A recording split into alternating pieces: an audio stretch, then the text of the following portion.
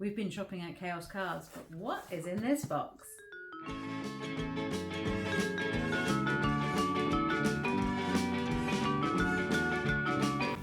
Hi, I'm Julian and this is Libby, and together we make up BoxedMeeples. Well, yes, we have just got back from AireCon. We have. And we did get a lot of games at AireCon. Have a check of our haul video if you want to see what we got. But yes, we did some shopping at Chaos Cards. Now, Chaos Cards is our friendly local game store. It's literally just down the road from us, but we also shop online a fair amount. Yeah, convenience, isn't it? If we're honest. Taking advantage of our discount code, and if you want to use the discount code too, that's in the description, and you'll get 5% off a £35 shop. And we do refresh that code fairly regularly. Yeah. So if it's not working, check our latest video for the latest code. But yes, so we made some purchases.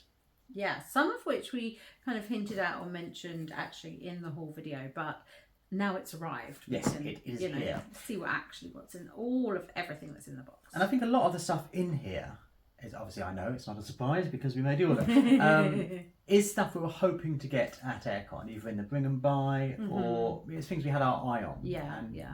We didn't get them or they were just such great bargains in the sale that we just couldn't resist. Yes, they did have to have there was a sale surprise on. There is still a sale on, I believe. Oh gosh. And we did take some stuff to the bring and buy, and we didn't spend all the money we raised from that. So why not buy the games we really want rather than just buying, random things you think we might like. Yes. So shall we open this up? Let's go for it. And pretend we don't know what's in here. I mean, to be fair, I've half forgotten all the details. I think I could list the majority, but just the specific details. Well, we did do this quite late after getting back from AireCon. Yeah, I was quite tired. So con drunk, some might say, not on actual alcohol, just on the excitement of conventions. And it's very intense. A convention high or something. Okay, so the first game we have in here is the leader game, Ahoy. Why did we buy Ahoy? Well, we were looking for it in the bring and buy, and you did get, oh gosh. I got Fort. Fort, that's the one. Whilst you were there, and I've only played each of them once, but I do think I preferred the play of this. I love that kind of boating kind of theming of things.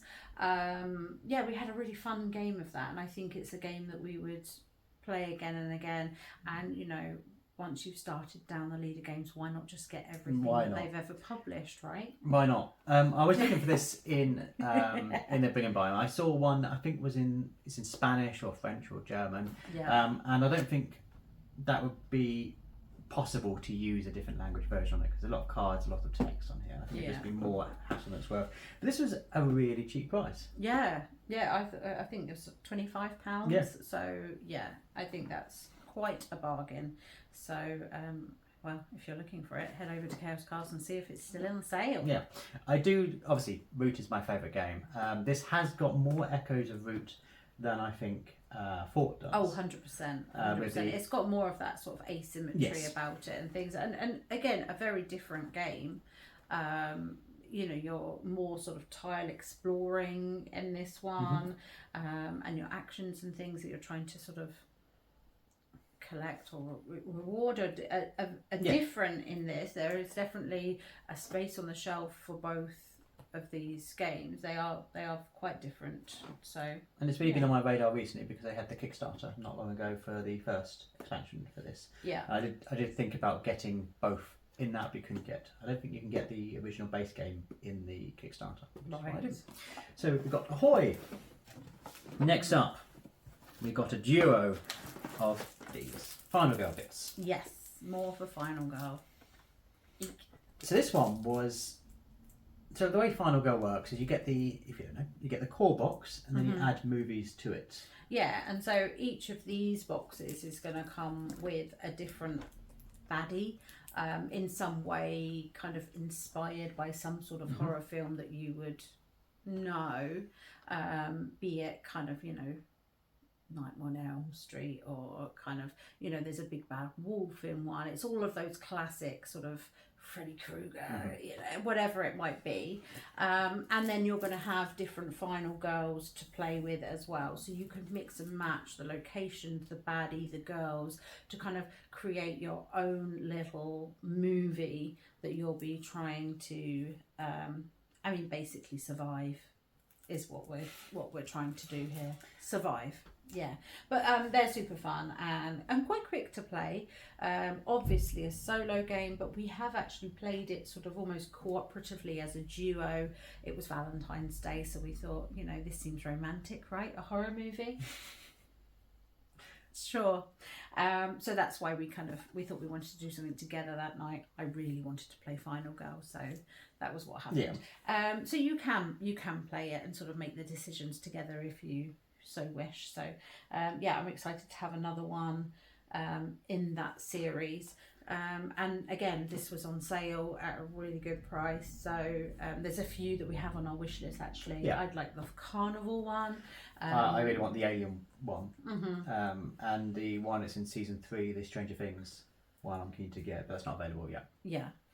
And obviously, as Liv was suggesting, you know, the more combination of these you have, the more varied the gameplay becomes. Yeah. And they do play very, very differently. It's not just a case of a re-theme or anything like that. They each introduce their own mechanics. Yeah. So they do slightly feel like different games each time you play. Similar to that is obviously this. So this is Terror from Above. Yeah, I think it's like the birds. It's right? like the birds, yeah. Yeah. And originally, Which is a pretty scary concept. Yeah.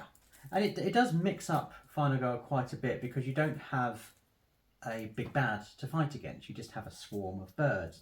So there's no big enemy in this. But I think originally this might have been something to do with a Kickstarter. I think it may have been, you know, tied with one of the campaigns. But you can still pick this up.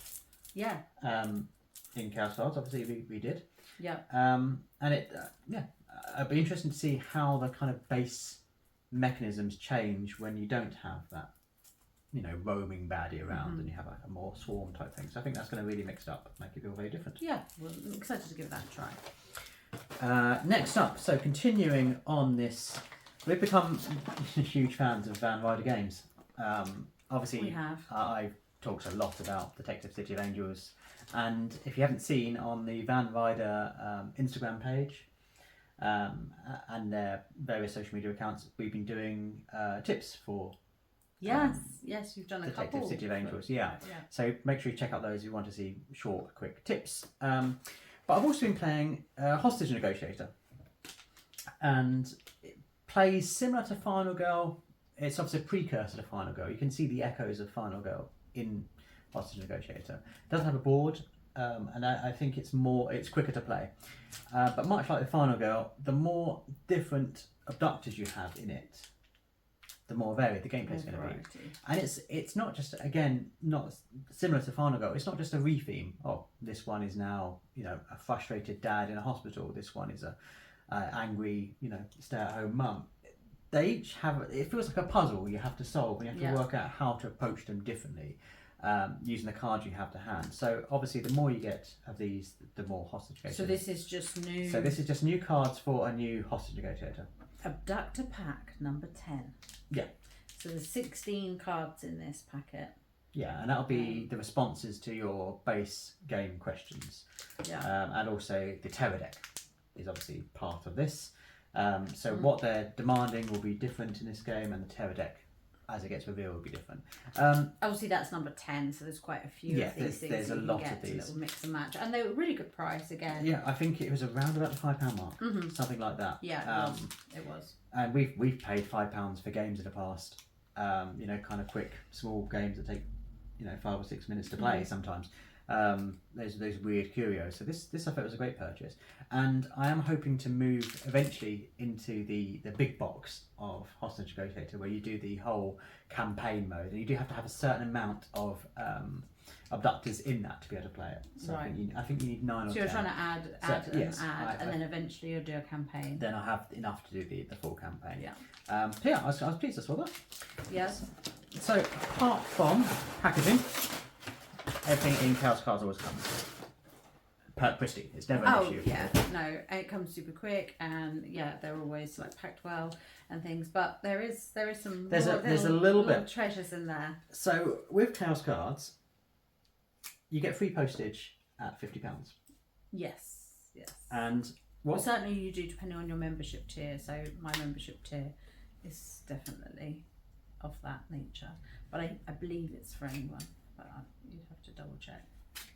So often what we like to do is buy some smaller bits that bring us over that threshold. Yes. And I played Into the Inklands when I was at AireCon, and totally fell in love. Which is part of Lorcana, the trading card game, which we absolutely adore. Yes, so it's the latest expansion for that, and it does introduce the new mechanisms of having locations to go. Yes. So we figured, why don't we just buy the locations? Yeah, I mean, we're going to, I think we have got some of the original Lorcana, and then we've got quite a lot of Floodborne, the sort of second iteration of it, quite a lot of cards from that, but as yet we're yet to get any of the Inklands thing, and I think we will get the starter packs just to kind of just start that off, but I mean, watch this space, maybe you'll see those being unboxed next month, who knows, but I mean, to start with, we thought we'd just play around with the locations that are in Inklands and see how we feel about that. And then, obviously, once we get the starter packs, we've chosen locations that aren't in the starter packs so that they won't double up. And obviously, if we get extra boosters, we might end up with more double ups, depending on how they turn out. But these aren't ones that you would find in the standard Inklands starters. Yeah, so we've got... don't quite know how good it is. They've got Neverlands, Pride Lands, Tiana's Palace, Forbidden Mountain, the Sorcerer's Tower, Cusco's Palace. We did also get another one. Yeah, we got McDuck Manor, and then we got a few extra bits. So we've also got Nottingham as the other location. Oh, so there's a few others that got added to the basket that I didn't know about here. By the looks of we things. needed to cross the £50 threshold to get the postage. Okay. So I handed the basket over, and this has happened. And I was aware of one of these cards. So we got the foil of Stitch, because we're big fans of Lilo Stitch as a whole family. Yeah. That's one of our favourites. And my daughter is trying to do just a Stitch and dog deck. Yes, I mean, she does very well with those Dalmatians. She does. Yeah. So this is a foil Stitch. I don't know how rare this is, but it wasn't very expensive at all. Got a normal Stitch. And then I just like the Mickey and Minnies, because often you get them kind of themed as pairs in all of the expansions. They're diving, I think, in the last one.